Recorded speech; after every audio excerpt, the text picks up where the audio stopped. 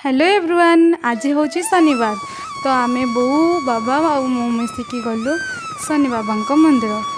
तो रास्तार आम scooty गलु। Scooty बाबा सहित जीआर मजा ही किसी अलग। जार ना बड़ बड़ कार भी थाए से इंटरेस्टिंग लगे जी एमती बाइक आ स्कूटी मानक भल लगे। तो यही भाव में आम जाऊ जाऊ प्रथम पहुँचलु शनि बाबा मंदिर रे। शनि बाबा हृदय सब्सक्राइब तो चैनल को निहाती कर कमेंट रे जय शनि महादेव निहाती लिख। तापर आम कि प्रसाद किणिलु। प्रसाद दुकान से दीप आउ प्रसाद किसी किणिलु। से ठाकुर को बो पूजा कला आ मु भी पूजा कली किंतु मु जस्ट टिके वीडियो करती।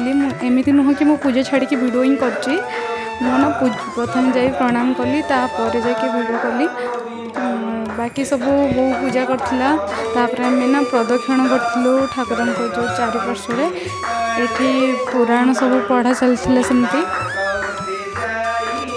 केबे आसतु आम शनि मंदिर को निहाती बहुत एंजॉय करेंगे आउ बहुत शांति लगे। तापर प्रसाद जो होता से आम मांकड़ मैंने खावाई रखीदेलु। ये किसी गरीब लोक मानू किसी दान कलु। तापर गलु आम अलारनाथ मंदिर। ये बाबा अलारनाथ रोचे तो सेठी मंदिर भी देखी नियंतु। ये मठ भी गोटे अच्छी सेटा भी देखेबी। यहाँ हूँ बाबा अलारनाथ मंदिर। प्रथम आम अलारनाथ ही माने शनि मंदिर पर अलारनाथ मंदिर ही जाइलु। यहाँ हूँ तार पूरा फास्ट गेट। तो ये आम गलु तापर भीतर को गलापर पूजा सामग्री दुकान अच्छी तो सेठी किसी प्रसाद किणिलु। प्रसाद किणिकी आम गलु पूजा करने।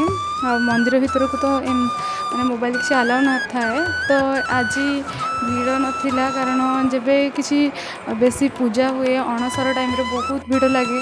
मैंने टोटाल लाइन होती पूरी जगन्नाथ मंदिर जमी भीड़ अलारनाथ मंदिर सेमती होता है। आज फांका फांका रही कारण ये केवल आखपाखर लोक कुछ मैंने बहुत कम परिमाण रे यात्री आसती अलग दिने। तो आज कम आसते आम गलु माँ लक्ष्मी मंदिर को। यहाँ हूँ माँ लक्ष्मी मंदिर। माँ लक्ष्मी पूजा चलता। ये कुकुम लेपन हो जो चंदन कुंकुम तो लगे। यहाँ हूँ अलारनाथ सबुठ बड़ मंदिरटा।